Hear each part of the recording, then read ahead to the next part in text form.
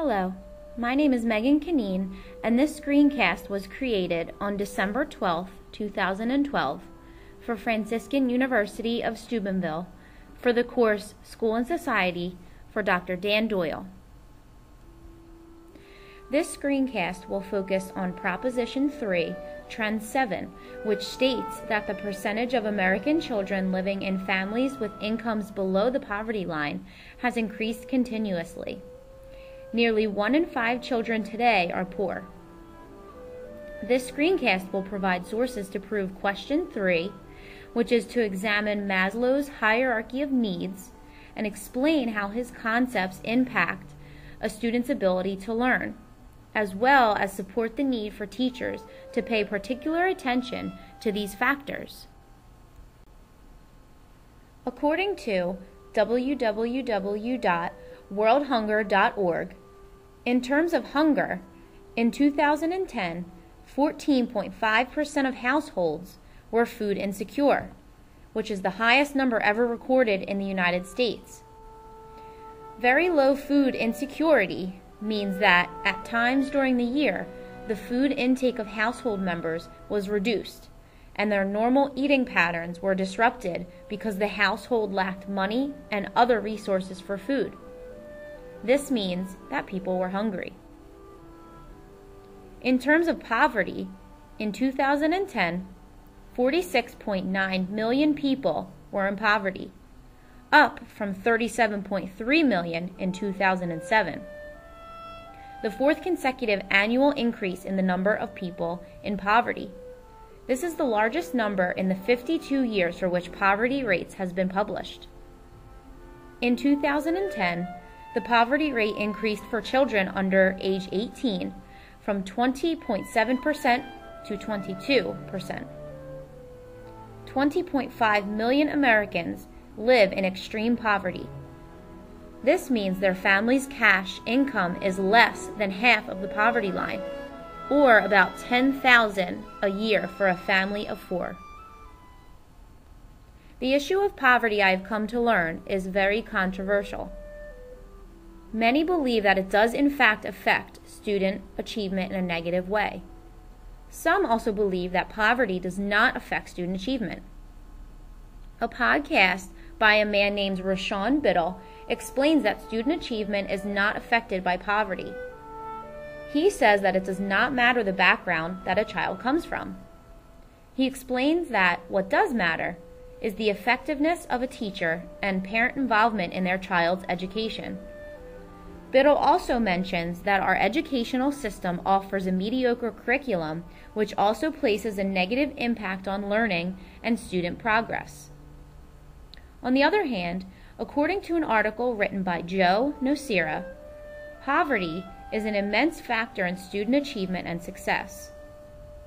Nocera states that poor students have frequent illnesses and do not hear large vocabulary like children from wealthy families hear.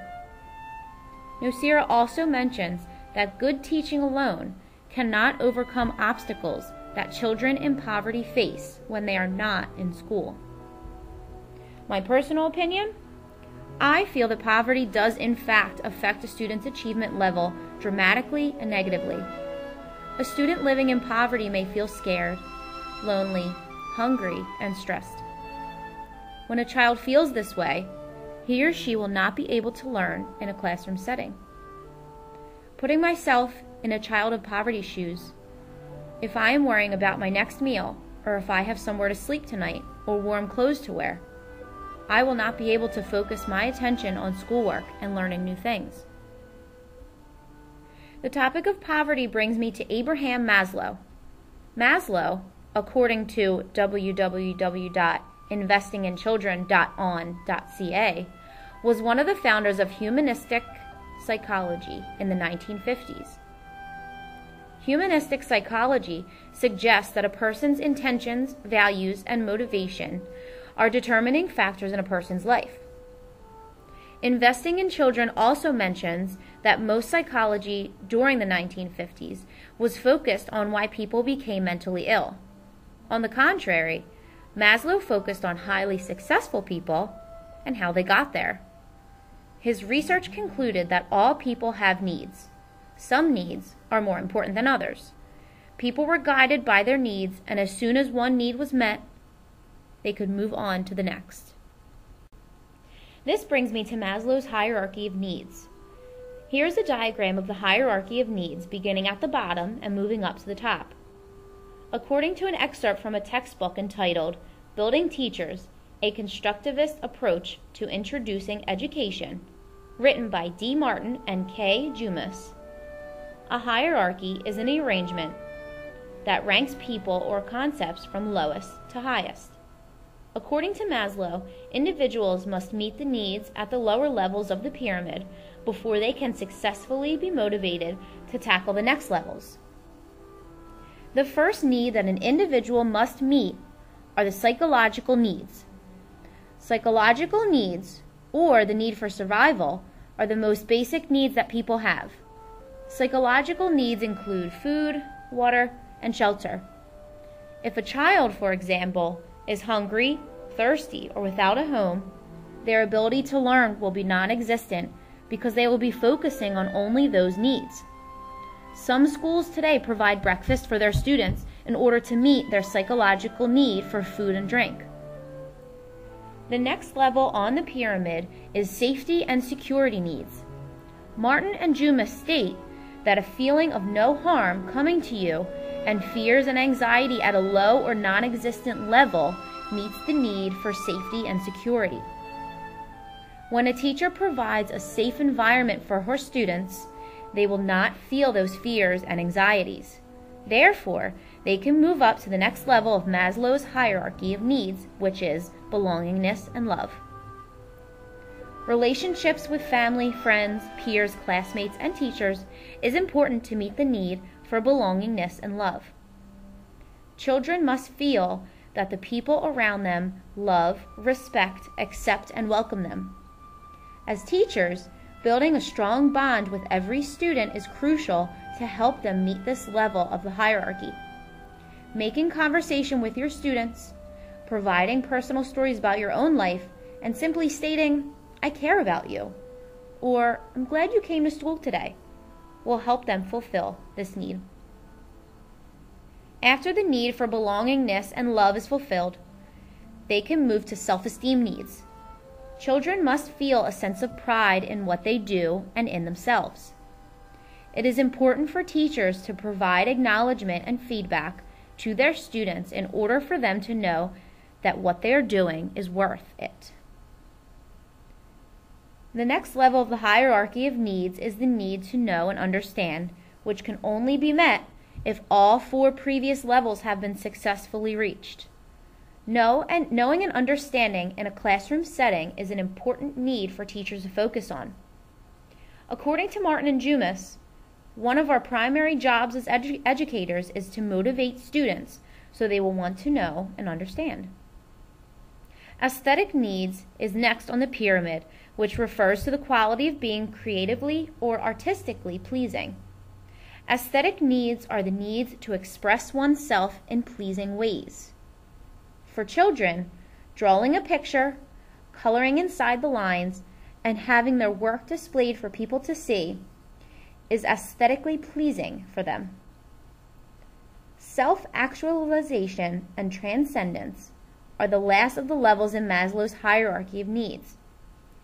This, according to Martin and Jumas, is a person's desire to become everything he or she is capable of becoming, to realize and use his or her full potential, capacities, and talents. Maslow estimated that less than 1% of adults have achieved total actualization. According to Saul McLeod, author of the article Maslow's Hierarchy of Needs, every person is capable and has the desire to move up the hierarchy toward a level of self-actualization. Unfortunately, progress is often disrupted by failure to meet lower-level needs. Life experiences, including divorce and loss of job, may cause an individual to fluctuate between levels of the hierarchy. As educators, we must be prepared for whatever comes our way.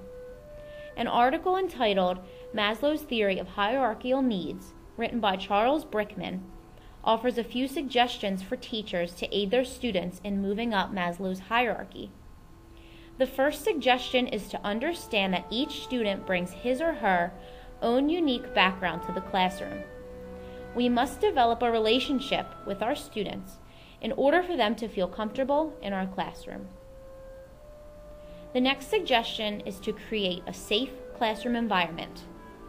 Developing rules and procedures are a great way to ensure a safe environment and form a routine for the classroom.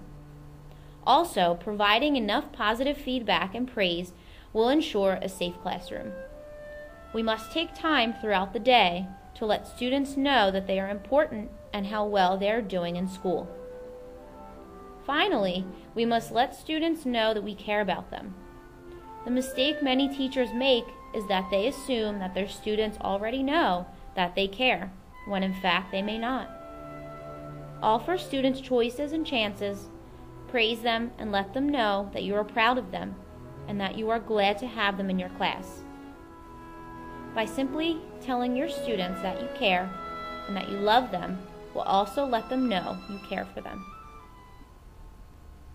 Upon engaging in a discussion with Courtney Oreo, my field-based educator, we have come to the conclusion that our views on this particular trend are similar. I asked Courtney 3 questions in regards to the topic of poverty, Maslow's hierarchy of needs, and the effects on student achievement.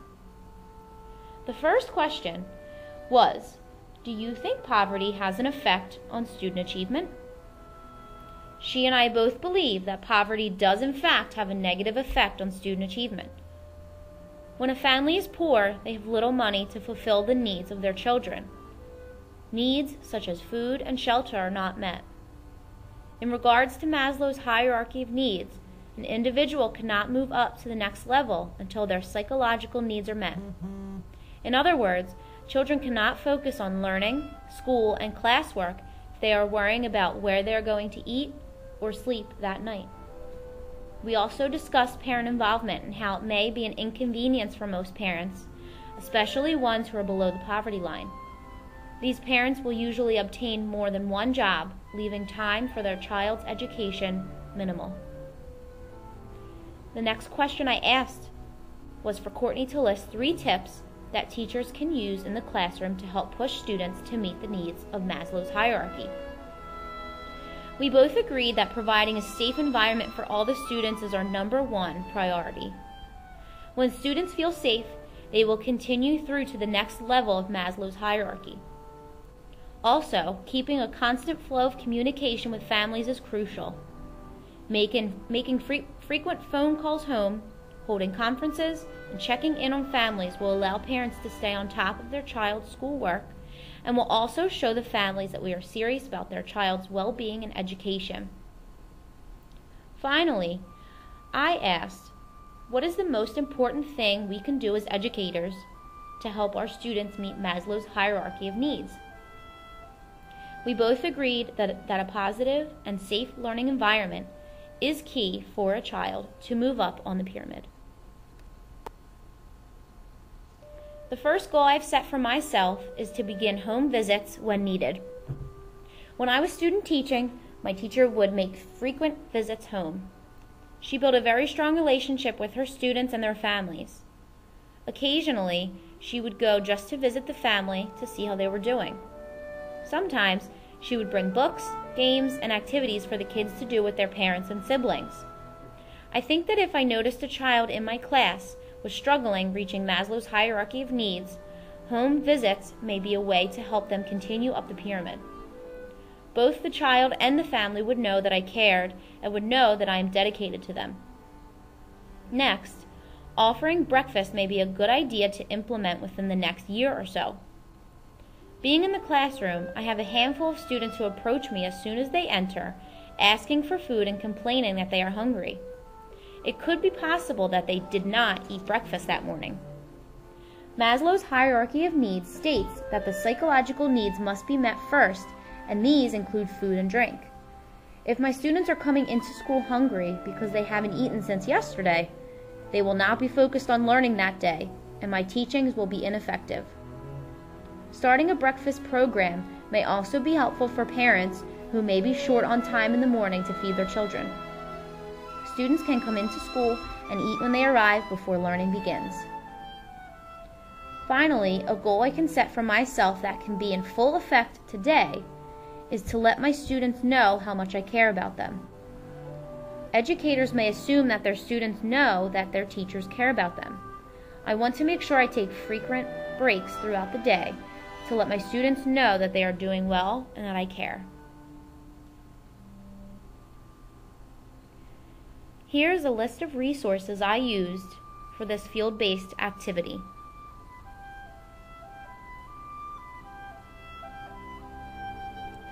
Thank you for taking the time to view my field-based activity, and I hope that you have gained a little more insight into poverty, Maslow's hierarchy of needs, and the effects on student achievement.